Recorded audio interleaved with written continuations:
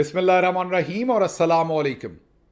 3 फरवरी और पाकिस्तान में पीर की सुबह। आज अभी तक की अहम खबरें और मेरा तज्जिया। सबसे पहली खबर आपके सामने अडयाला जेल रावलपिंडी से रखते हैं, जहां से इमरान खान ने 2 टोक पैगाम भेजा है। और इस बार पैगाम निज़ामुद्दीन के लिए नहीं है, बल्कि अपनी पार्टी के बहुत सारे लोगों के लिए है। वाज़े पॉलिसी दी है और जो बहुत देर से मिली जुली गेम खेल रहे हैं उनके लिए सब चीज़ें जो हैं वो कान खोल कर सुनवा दी गई हैं और रख दी गई हैं। ये पैगाम किसी और ने नहीं बल्कि हाल ही में इमरान खान की तरफ से अपॉइंट किए गए पाकिस्तान तहरीक इंसाफ खैबर पख्तूनख्वा के नए सदर जुनेद अकबर, जो कि पाकिस्तान तहरीक इंसाफ के MNA भी हैं, उन्होंने दबंग अंदाज में 2 टोक बगैर लगी लिपटी इमरान खान का पैगाम वाज़े अंदाज में आपके सामने भी और पार्टी क़यादत के सामने भी रख दिया है। जुनेद अकबर ने वाज़े तौर पर यह कहा कि ऐसे तमाम लोग जो मिली जुली किस्म की सियासत करना चाहते हैं इमरान खान के बयानिए का बोझ नहीं उठा सकते और सिर्फ ये समझते हैं कि हमने फेसबुक पर या फलां जगह पर हमने पैगाम जारी कर दिया है और ग्राउंड पर कहीं नहीं है, उनको ओहदे छोड़ देने चाहिए। ये बहुत ही मुनासिब पैगाम आया है, क्योंकि जब हम ये बात कहते हैं तो बहुत सारे लोग हम पर भी क्रिटिसिज्म करते हैं कि आप तो बाहर बैठे हुए हैं, आपको यहाँ पर हमारे मसाइल का क्या पता, आप तनकीद कर सकते हैं क्योंकि आप मुल्क से बाहर बैठे हैं। हालांकि अगर आप हमारे शूज़ पहने तो आपको अंदाज़ा हो कि हमें किस किस चीज़ में से गुजरना पड़ता है, लेकिन फिर भी आपका जो पॉइंट ऑफ व्यू है हम उसको बिल्कुल कदर की निगाह से देखते हैं और बिल्कुल समझते हैं कि आपकी बात में वज़न है। इसीलिए हमारे पास, मेरे पास किसी किस्म का कोई ओहदा नहीं है और ना ही मैं किसी किस्म का ओहदा रखने का ख्वाहिशमंद हूँ, क्योंकि मैं ग्राउंड पर उस तरीके से नहीं हूँ। हाँ, जिस ग्राउंड पर मैं हूँ वहाँ पर मैं अपनी वसातत के तहत कोशिश कर रहा हूँ जो भी मैं परफॉर्म कर सकूँ। अब जुनेद अकबर साहब ने जो उसका हल दिया है वो बहुत बेहतर है। ये बात दुरुस्त है कि पाकिस्तान में फस्तायत है, कुछ लोगों के लिए मामला ज़्यादा तंग हैं, कुछ के लिए कम है। या दूसरे लफ्ज़ों में ये कहिए कि हर शख्स पर या हर शख्स में एक जैसी इस्तात नहीं होती तकलीफ़ महसूस करने की या बर्दाश्त करने की। इसलिए ऐसे तमाम लोग जो नहीं समझते कि वो जेलें काट सकते हैं, FIRs करवा सकते हैं या मारपीट में से गुजर सकते हैं और फिर भी खड़े रह सकते हैं, उनके लिए फिर आसान हल ये है कि वो किसी ऐसे शख्स को उस ओहदे पर मौका दें जो ये सारा रिस्क ले सकता हो और दबंग अंदाज में इमरान खान को रिप्रेजेंट कर सकता हो। क्योंकि जो कुछ इमरान खान ने किया है वो भी तो कोई पाकिस्तान में नहीं कर सकता। गोलियां खाने के बावजूद तकरीबन उनको असैसिनेट कर दिया गया, वो तो अल्लाह ने उनको ज़िंदगी दी, वो फिर भी मुल्क से नहीं गए। उनको बार बार इस्टेब्लिशमेंट ने कहा कि आप पर लाल लकीर फेर दी है। इस्टेब्लिशमेंट यहाँ पर मैं जब भी कहता हूँ, आइंदा भी और अब भी, तो ये ज़हन में रखिए कि आर्मी चीफ होते हैं। इस वक्त जनरल आसिम मुनीर हैं, उस वक्त जनरल बाजवा थे। बाकी ये सब कुछ खाम ख्यालियाँ हैं। इस्टेब्लिशमेंट नाम का कोई वजूद पाकिस्तान में नहीं है, एक आर्मी चीफ है और उन्हीं के इर्द गिर्द सब कुछ घूमता है। तो जब ये कह दिया गया कि आपके नाम पर लाल लकीर फेर दी गई है, तो इमरान खान साहब को कोई भी और सियासतदान होता तो वो बाहर चला जाता। फिर उनकी बीवी को जिस तरीके से सज़ा दी गई, फिर उनकी बहनों को जेलों में डाला गया, फिर उनके ऊपर जो केसेस बनाए गए, जिस तरह एक सेल में रखा गया 6x8 के, जो मजालम किए गए, कोई और होता तो वो टूट चुका होता।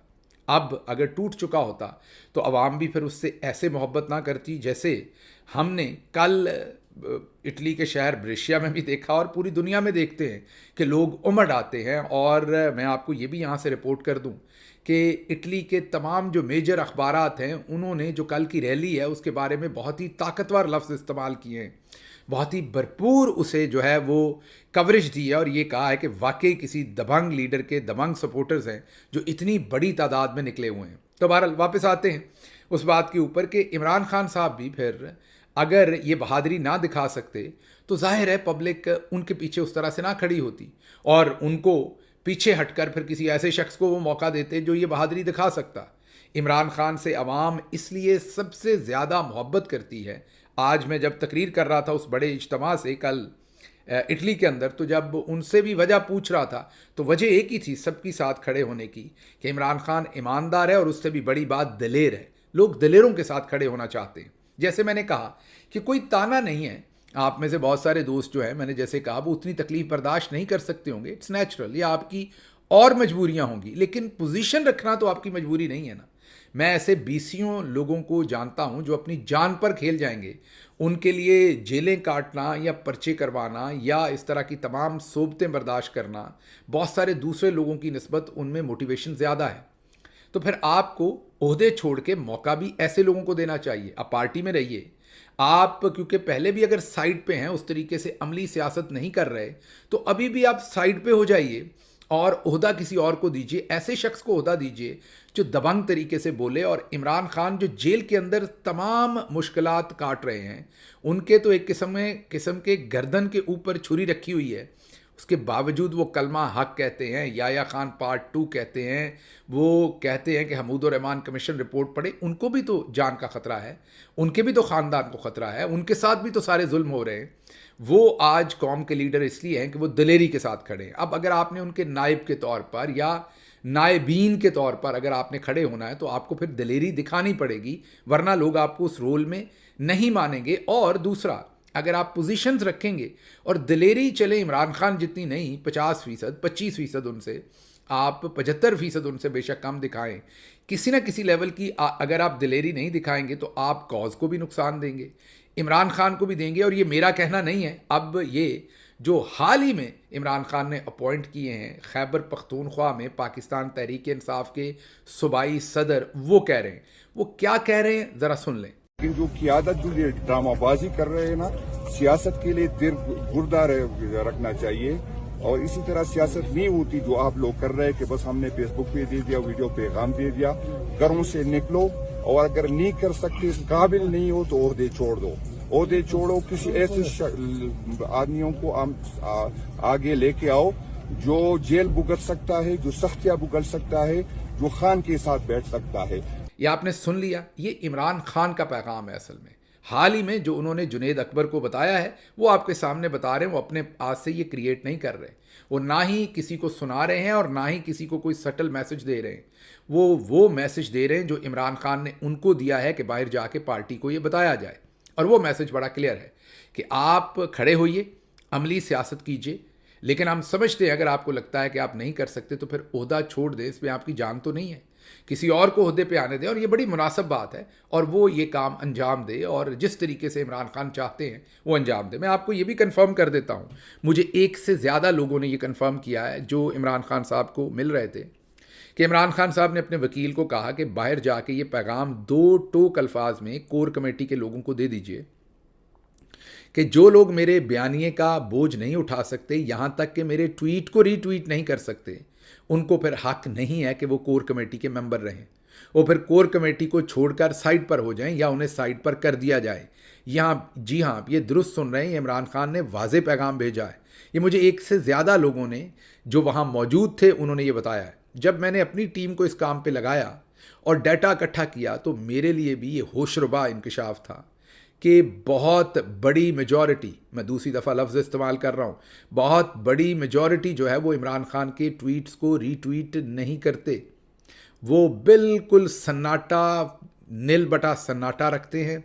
और किसी इमरान खान के ऐसे ट्वीट को, जो तो कोई दरमियाना सा ट्वीट होता है जिसमें बयानिए का नॉर्मल किसी और चीज़ के ऊपर ट्वीट है, फॉर एग्जांपल फ़लस्तीन पर है, किसी और इश्यूज़ के ऊपर है, क्योंकि इमरान खान तो डाइवर्स इश्यूज़ के ऊपर अपना अंदर से बयान जारी करते हैं, लेकिन जो मेन इशू है वो तो पाकिस्तान में जमहूरियत की जो बका है और चौधरी निज़ामुद्दीन का जो रोल है, उसके ऊपर जो उनके ट्वीट्स हैं, बहुत बड़ी मेजॉरिटी जो है वो उनको रीट्वीट नहीं करती, उस बयानिए के साथ खड़ी नहीं होती, उस बयानिए का बोझ नहीं उठाती। और बहुत सारे ऐसे लोग हैं, हमारी रिसर्च के बाद सामने आए हैं, जिनके पास बड़े कलीदी ओहदे हैं, लेकिन वो पूरे फोकस और पूरे के पूरे अपने ईमानदारी के साथ इमरान खान के बयानिए को उस तरीके से ना रीट्वीट करते हैं, ना उस तरीके से उसको रिप्रेजेंट करते हैं। बल्कि कई तो मैंने देखे हैं, हमने जो रिसर्च की उसमें, कि इमरान खान साहब की लाइन कोई और होती, उनकी अपनी ही लाइन होती है उन लोगों की। तो ऐसे लोगों के लिए अब ये वाज़े पैगाम आ गया है, जुनेद अकबर साहब के थ्रू भी, इमरान खान साहब के थ्रू भी। और अब आपको आने वाले दिनों में ये मैं आपको कंफर्म कर सकता हूँ कि चीज़ें बदलती हुई नज़र आएंगी। एक नई एहतजाजी मुहिम जो है उस की तरफ जा रहे हैं, होगी वो पुरअमन लेकिन डिटर्मिन्ड होगी। वो जो बहुत सारे दोस्त जो हैं वो जो दरमियान में दूसरी बातें सोचते हैं, फिर दरमियान में बहुत सारी प्रैक्टिकलिटी बताते हैं। देखें, जो प्रैक्टिकल पॉलिटिक्स है पाकिस्तान की, वो तो वही है जो नवाज शरीफ ने की है। प्रैक्टिकल पॉलिटिक्स तो जरदारी साहब ने किया, और वो ये है कि वो ये समझते हैं कि पाकिस्तान की जो फ़ौज के चीफ़ हैं वो सबसे ताकतवर हैं, वो जो फैसला कर लेते हैं वही होना है, तो उनके सामने बिल्कुल खड़े ना हुआ जाए, वरना वो आपको मलिया मेट कर देंगे। उनसे उस वक्त बचा जाए, किसी भी तरह से कोई मुआहदा करके, एनआरओ लेके, पाँव पकड़ के, मिन्नत समाजत करके, बाहर से सिफारिश करवा के किसी तरह से मुल्क से बाहर निकला जाए, 2-3 साल इंतज़ार किया जाए, उनकी गुड बुक्स में वापस आया जाए, और फिर दोबारा गवर्नमेंट किसी तरीके से ले ली जाए। ये है प्रैक्टिकल पॉलिटिक्स। अब अगर आपने प्रैक्टिकल पॉलिटिक्स करनी है तो फिर इमरान खान के साथ तो आपका साथ नहीं बनता। वो तो प्रैक्टिकल पॉलिटिक्स नहीं कर रहे, वो तो एक ऐसी पॉलिटिक्स करते हैं जो प्रैक्टिकली तो आपको नामुमकिन लग रही थी। क्या ये प्रैक्टिकली लग रहा था कि इमरान खान 8 फरवरी का इलेक्शन जीत जाएंगे, जब पूरी पार्टी तोड़ डाली गई और खंभों को टिकट देना पड़ी, और गाजर, मूली, जूता, बेलना, चिमटा, इन निशानों के ऊपर, और वो भी एमपीए के और निशान, एमएनए के और निशान, क्या ये प्रैक्टिकल था? लेकिन इमरान खान डटा रहा और उसने प्रैक्टिकलिटी के अगेंस्ट जाकर प्रूव करके दिखाया कि अगर आपका ईमान मजबूत हो, आवाम से रिश्ता हो, तो आप किसी भी हालात के अंदर खड़े हो सकते हैं। तो अब जितने भी दोस्त प्रैक्टिकल सियासत करते हैं और बाद में कहते हैं कि नहीं ये तो जज्बातियात है, ये तो उनके लिए बहुत आसान हल है कि वो इमरान खान की सियासत से अलग हो जाएं, वो अपनी सियासत करें या किसी और पार्टी में करें। इमरान खान की सियासत और ओहदे उनके पास रहने दें जो उनके बयानिए के साथ चलने का हौसला रखते हैं, डिटर्मिनेशन रखते हैं या अंडरस्टैंडिंग रखते हैं। दोबारा ये एक बहुत ही तगड़ा एक नई शिफ्ट आ रही है पार्टी में, और ये नई स्ट्रेटजी में, मेरे कहने का मतलब, और आपको कई चीज़ें हिलती जुलती भी नज़र आएंगी। और मैं जुनेद अकबर की ये जो स्टेटमेंट है इसे भरपूर तरीके से इंडोर्स करता हूँ। अब चलते हैं अगली खबर की तरफ। डोगर कोर्ट आ नहीं रही, डोगर कोर्ट आ गई है। जी हाँ, चलें, ये तो अच्छा हुआ कि हमने आपको जो 2 महीने पहले खबर दी थी, जस्टिस 2 महीने या 6 हफ्ते जो पहले खबर दी थी कि जस्टिस सरफराज डोगर को, जो 15वें नंबर पर लाहौर हाई कोर्ट में है, उनको वहाँ से उठाकर यहाँ लाया जा रहा है और चीफ जस्टिस बनाया जा रहा है। वो खबर फिर आज से, हमने 6 हफ्ते या 2 महीने पहले आपको बताई, लेकिन आज से 4-5 दिन पहले मीडिया ने उसे रिपोर्ट किया, और कल बाकायदा उसका नोटिफिकेशन हुआ। ना सिर्फ नोटिफिकेशन हुआ सेम डे, बल्कि उसी दिन रोस्टर भी बन गया। जी हाँ, आपके सामने रख रहे हैं, उन जजेस का रोस्टर भी बन गया, और रोस्टर बहुत खूबसूरत है। गौर कीजिए कि justice Aamir Farooq chief justice हैं, और सीनियर मोस्ट जज जो हैं वो, देखिए, आमिर फारूक के बाद जो हैं वो सरफराज डोगर साहब को बना दिया गया है। अब आपको समझ आ गई जो हमने 2 महीने पहले आपको बताया था कि आमिर फारूक साहब ऊपर चले जाएंगे, ऊपर का मतलब है सुप्रीम कोर्ट में, तो पीछे से प्यूनी जज जो हैं वो इस वक्त सरफराज डोगर साहब बन गए हैं, और जस्टिस मोहसिन अख्तर कियानी साहब जो हैं उनको 3रे नंबर पर ले जाया गया है। तो इन हालात में ये तो वाज़े हो गया कि जिस तरीके से ऊपर लूट मार की है सुप्रीम कोर्ट में, और जस्टिस मंसूर अली शाह साहब को हक नहीं दिया, और जस्टिस याया अफरीदी को out of turn chief justice बनाया, और आइनी बेंच जस्टिस अमीनुद्दीन को दिया, बिल्कुल उसी तरह से अब जस्टिस मोहसिन अख्तर कियानी को डिप्राइव किया जा रहा है। अब ये जो मैंने कहा कि ये जो डोगर कोर्ट है ये बोल रही है, मतलब कि ये आ नहीं गई, आ रही है, और ये डोगर कोर्ट जो है वो बोल बोल के बता रही है कि हो क्या रहा है। ये ज़रा सुनिए डोगर कोर्ट क्या बोल रही है।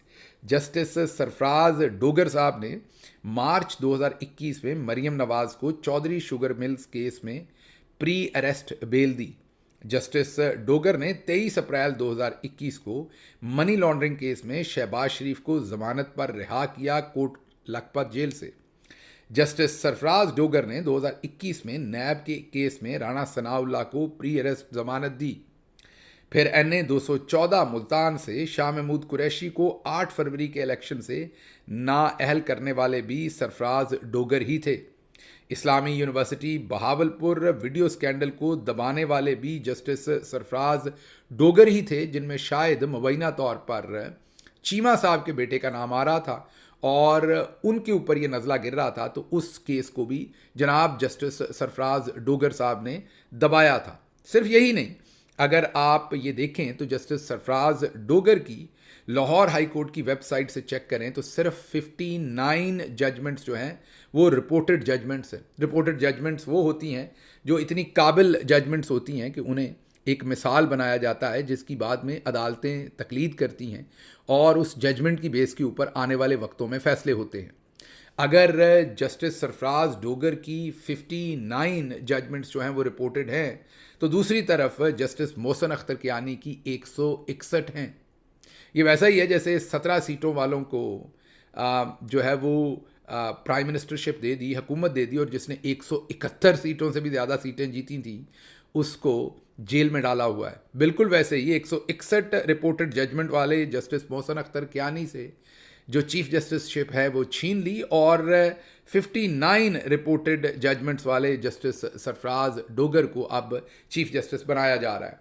बहरहाल ये तमाम चीज़ें तो अब हो गई, लेकिन इसमें एक और इंटरेस्टिंग बात है, वो ये है कि इस्लामाबाद बार कौंसिल ने दीगर हाई कोर्ट से इस्लामाबाद हाई कोर्ट में जजेस के तबादलों पर जनरल बॉडी इजलास कल 11 बजे तलब किया है। अब मेरा इस्लामाबाद बार कौंसिल मेरे लिए तो सारे ही बहुत मोहतरम है। मेरे बुरे वक्त में ज़ाहिर है लॉयर्स ही आपके लिए पेश होते हैं, बहुत सारे दोस्त हैं, लेकिन मैं उन्हें ये कहूँगा कि ये आप क्यों अपने आप को तकलीफ़ दे रहे हैं। कल आप आएंगे, वहाँ पर चाय के कप होंगे, कुछ केक रस होंगे या फ्रूट केक होंगे जो वहाँ से आपको मिलेंगे। आपकी जो वहाँ पर कैंटीन है, आप पिएंगे, फिर एक आप प्रेस रिलीज़ निकालेंगे और फिर आप सो जाएंगे। हजूर, अगर आपने कुछ करना होता इस्लामाबाद बार ने या सुप्रीम कोर्ट बार ने या लाहौर हाई कोर्ट बार ने या किसी भी बार ने, तो 2 महीने पहले हम आपको ये ख़बर दे चुके थे मेरे व्लॉग में। मैं लड़कों को कहूँगा अपनी टीम को कि वो फिगर आउट करके वो दिन बता दें एग्जैक्टली अगले व्लॉग में कि हमने कब ये स्टोरी ब्रेक की थी सबसे पहले। तो जब हमने आपके सामने ये खबर रखी थी, अगर हमें पता लग गया, जो वकील नहीं हैं बाहर हैं, तो आपको भी पता लगा होगा। तो आपने क्या किया? आपने कुछ नहीं किया और ना ही आपने आगे कुछ करना है। मैं अभी आपको बता दूं, आप भी तभी 2007-8 में तगड़ी मुहिम चलाते हैं जब पीछे जनरल कियानी आपके पीछे होते हैं और परवेज़ मुशर्रफ के ख़िलाफ़ आपको इस्तेमाल करना होता है। जब एक दुरुस्त किस्म की मुहिम चलाने की ज़रूरत है तो हमने देखा कि औरतों की पामाली हो, भले वकला की हो, भले वकला को अगवा कर लिया जाए, सुप्रीम कोर्ट पर कब्ज़ा कर लिया जाए, हाई कोर्ट्स पर कब्ज़ा कर लिया जाए, इलेक्शन लूट लिया जाए, आपके वकला भाई जीते हों, उनके रिज़ल्ट बदल दिए जाएं, कुछ भी हो जाए मुल्क में, आप कान में डाले हुए नहीं रड़कते, आप बिल्कुल साइलेंट मोड पे लगे हुए हैं। तो अगर किसी को ये तवक्को है कि कोई वकला मुहिम शुरू होगी, ये मेरा ज़ाती ओपिनियन है, मेरी पार्टी का नहीं, ज़ाहिर है ये मेरा ज़ाती ओपिनियन है, ऐसा कुछ नहीं होगा। ये सिर्फ़ और सिर्फ खामखा ज़ुबानी जमा खर्च और अपना वक्त आपने ज़ाया करना है। और जो आपके फोरम्स हैं बार काउंसिल्स, जो कि बहुत मोतबर पोजीशंस हैं, उनका आपने मजाक उड़वाना है, अपना मजाक उड़वाना है। तो मेरी आपसे गुजारिश है कि ये आप तरद्दुद प्लीज़ ना कीजिए। अच्छा जी, अगली खबर जो है वो आपके सामने रियासत के बारे में रखेंगे। हज़ारों सालों में इंसान ने सीखा कि रियासत के 3 सतून हैं और रियासत इन 3 सतूनों पर खड़ी होती है। पार्लियामेंट, जिस पर चौधरी निज़ामुद्दीन पहले ही कब्ज़ा कर चुके हैं। एग्जीक्यूटिव, हुकूमती इदारे जिसमें फ़ौज भी आती है एक इदारा।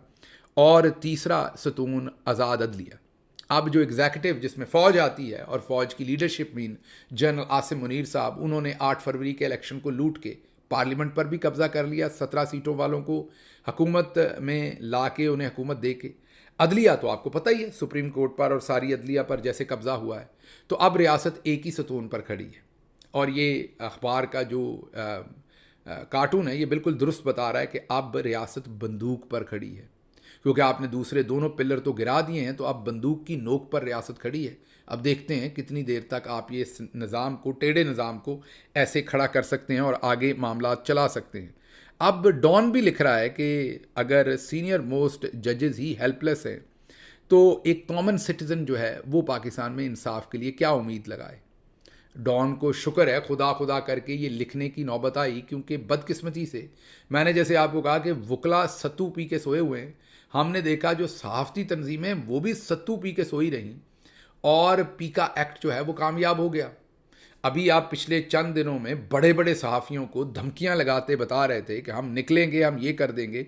उनके बारे में भी मैं आपको पेशगी बता देता हूं कि हमारे वो तमाम दोस्त इसी तनख्वाह पर काम करेंगे और सवाए गीदड़ बब्कियों के और कुछ नहीं होगा।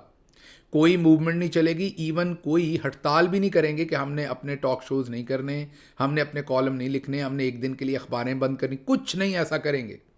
बल्कि सब कुछ वैसे ही रवां दवा होगा। हाँ, काली पट्टियाँ बांधेंगे। और मेरी तो हंसी निकल गई, ऐसे लोगों ने भी काली पट्टियां टेलीविज़न पर बिठाई बांधी हुई थी जिनका मुझे पता है कि उनकी नौकरी टेलीविज़न पर आईएसपीआर ने और आईएसआई ने करवा रखी है।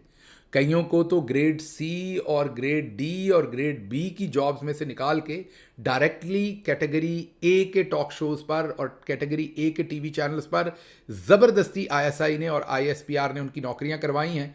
मेरा तो हासा ही निकल गया जब मैंने उनके बाजुओं पर भी स्याह पट्टियां बंधी हुई देखी। भारत तो यहाँ पर भी कुछ नहीं होना। अगली खबर जो है वो अब जान अचकज़ई हमें बताते हैं। वो कहते हैं कि आर्मी चीफ ने ईरान को वाज़े धमकी दी है।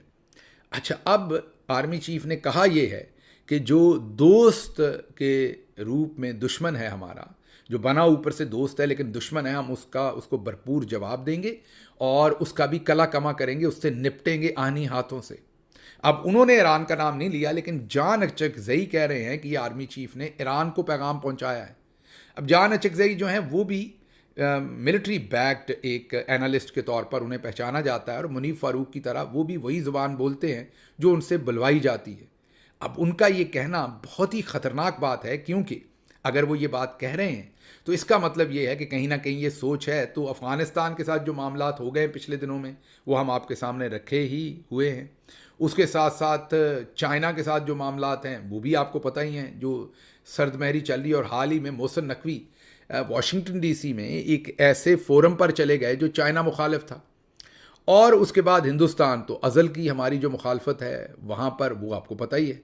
तो पीछे एक ईरान रह गया था। अब पता ये चल रहा है कि जान अचकज़ई कह रहे हैं कि हम उनको भी धमकी लगा रहे हैं। तो हम पता नहीं किस तरफ जाना चाहते हैं और क्या करना चाहते हैं, ये तो खुदा ही जानता है। बहरहाल अहमद मीर साहब ने इसकी बहुत अच्छी डिपिक्शन की है। उन्होंने कहा है कि कायद-ए-आज़म कभी ख्वाब में आए तो कहूँगा आप प्लीज़ पाकिस्तान मत आइएगा, ये आपको गिरफ़्तार कर लेंगे। ये बात दुरुस्त है, कायद-ए-आज़म को गिरफ़्तार भी कर लेंगे और उनके नाम पर लाल लकीर भी फेर देंगे, क्योंकि वो भी खासे इंडिपेंडेंट थे। लेकिन मुझे तो अहमद मीर साहब इससे भी ज़्यादा फ़िक्र है। मुझे फ़िक्र कश्मीरी शायर की है कि कश्मीरी शायर जो हैं वो अगर अपनी आज़ादाना जैसी वो शायरी लिखते हैं या लिखते थे वो लिखेंगे तो उनको भी उठा लिया जाएगा। और फिर सोचें अगर उन्हें बरहना करके उन पर तशद्दुद किया जाए और उसके बाद भी वो ना माने और उनकी बीवी पर झूठा कत्ल का मुकदमा डाल दिया जाए तो क्या होगा।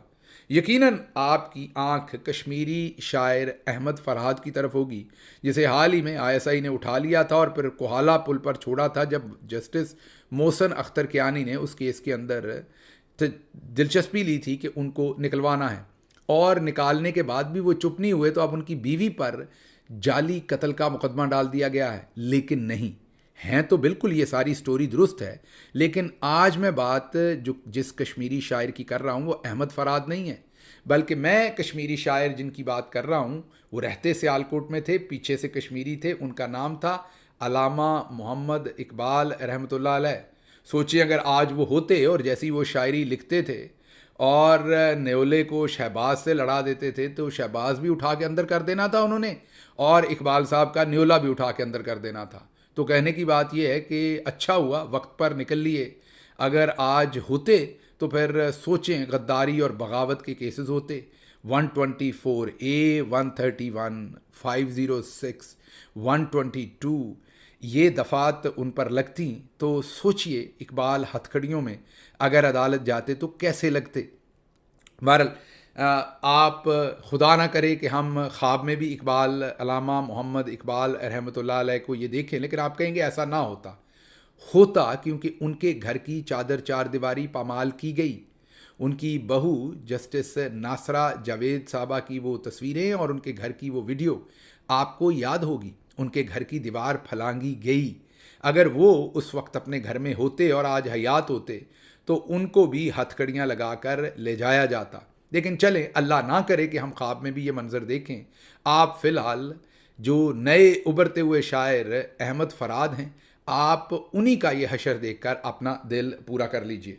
बहरहाल अगली खबर जो आपके सामने रखनी है वो आखिरी खबर ये है कि जर्नैल और उनके हवारी रियासत और शहरी माशरे के दरमियान तावन को तबाह कर रहे हैं। हमें इन्हें इस तबाहकुन रास्ते से रोकना होगा, इन्हें हटाना होगा। अब ये एक फ़र्ज़ बन चुका है।